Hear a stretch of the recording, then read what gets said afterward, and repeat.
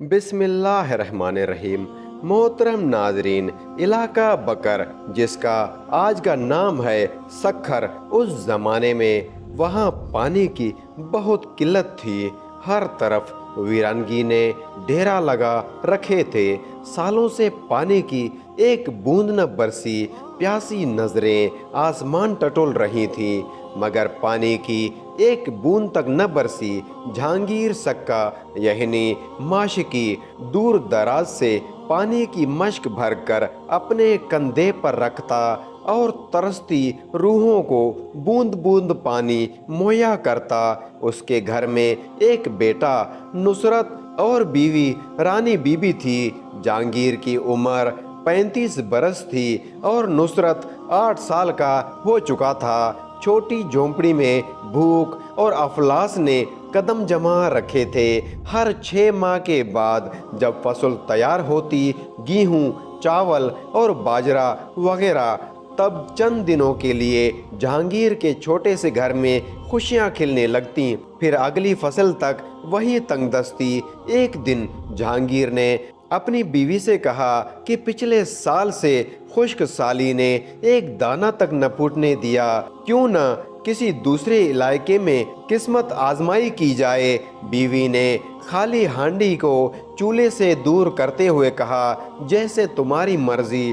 جہانگیر نے اپنے مختصر خاندان اور کچھ سامان کو کھٹا کیا، سیون کی جانب چل پڑا۔ اگرچہ سیون میں بھی خشک سالی تھی، مگر بھگڑ کی نسبت یہاں آبادی زیادہ تھی۔ راجہ چوپٹ کا قلعہ بھی یہاں تھا، لہٰذا روزی کمانے کے وسائل زیادہ تھے۔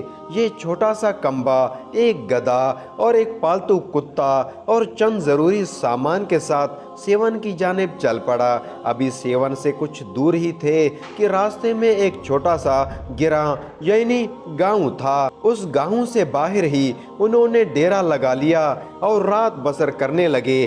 یہ علاقہ جن بھوت پریت کی وجہ سے علاقہ بھر میں کافی بدنام تھا، جس کا علم جہانگیر معاشقی کو نہ تھا، ورنہ دوسری جگہ قیام کر لیتا۔ خیر، رات کروٹیں بدلتے ہوئے بیتی۔ صبح ہوئی تو عجیب تماشا دیکھا۔ اس کا بیٹا نصرت غائب تھا اور پالتو کتا عجیب و غریب و صورت اختیار کیے ہوا تھا۔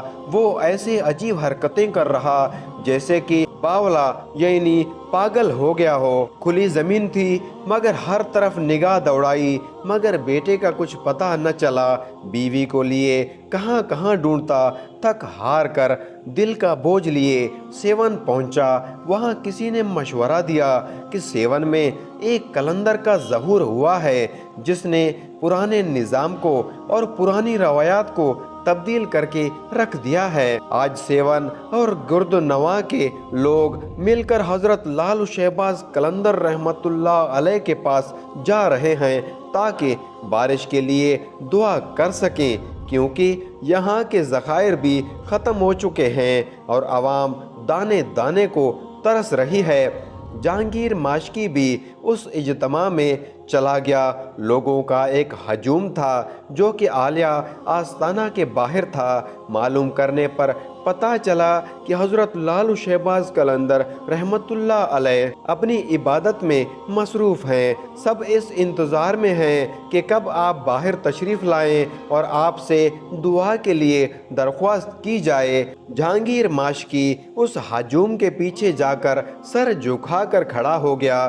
تھوڑی دیر کے بعد حضرت لالو شہباز قلندر رحمت اللہ علیہ باہر آئے۔ لوگوں نے بلند آواز سے پکارا، حضور! عرش نہ ہونے کی وجہ سے ایک بوند بھی نہیں پڑی۔ آسمان صاف ہے، سورج آگ برسا رہا ہے، جانور بھوکے مر رہے ہیں، ہماری مدد کریے۔ اللہ تعالیٰ سے دعا کریں، اللہ تعالیٰ اللہ والوں کی دعائیں ضرور پوری کرتے ہیں۔ ہماری تو زبانیں التجا کر کر کے خشک ہو چکی ہیں۔ حضور نے فرمایا، انسان کے اعمال جب حد سے زیادہ خلاف شریعت ہو جاتے ہیں تو پھر اللہ تعالیٰ کی آزمائش کسی نہ کسی صورت میں ظاہر ہوتی ہے، جو لوگوں کے لیے مشکل کا سبب بنتی ہے۔ لوگوں نے دعا کے لیے پھر اصرار کیا۔ آپ نے فرمایا، ٹھیک ہے، میں دعا کرتا ہوں، تم لوگ میرے ساتھ ساتھ ہاتھ اٹھاؤ، آؤ مل کر دعا کرتے ہیں، کیونکہ اللہ اور بندے کے درمیان دعا ایک واحد رشتہ ہوتا ہے۔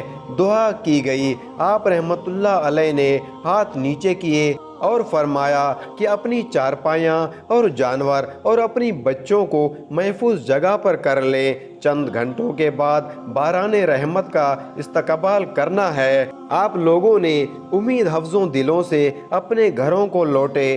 جہانگیر ماشکی اکیلا رہ گیا۔ آپ رحمت اللہ علیہ نے فرمایا ادھر آؤ۔ جہانگیر ماشکی آپ رحمت اللہ علیہ کے پاس چلا گیا۔ آپ رحمت اللہ علیہ نے کہا کہ کیا بات ہے؟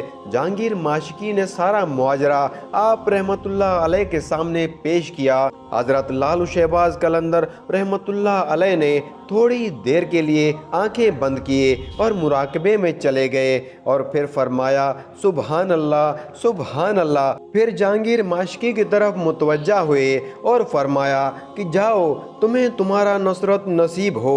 جہانگیر ماشکی گھر گیا تو بیٹا نصرت بھاگ کر باپ کے گلے جا لگا۔ ویسے کیسے آیا، کہاں سے آیا، کہاں چلا گیا تھا اور کیوں آیا؟ نصرت نصیب ہو کیا مطلب ہے؟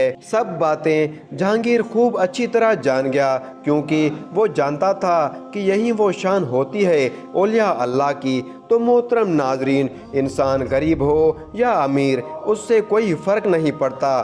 فرق صرف اس بات سے پڑتا ہے جو آپ لوگوں کے لیے سوچتے ہیں۔ اللہ ہم سب کو اچھی سوچ اور اس کے ساتھ ساتھ اپنی نبی کریم صلی اللہ علیہ وسلم کے سنت پر عمل کرنے کی توفیق عطا فرمائے، آمین ثم آمین۔ تو محترم ناظرین، اگر آپ کو ہماری یہ ویڈیو اچھی لگی ہے تو ویڈیو کو لائک کریں، اور چینل کو ابھی تک سبسکرائب نہیں کیا تو چینل کو سبسکرائب کریں، کیونکہ ہم اسی طرح کی اسلامی واقعات والی ویڈیوز اسی چینل پر اپلوڈ کرتے رہتے ہیں۔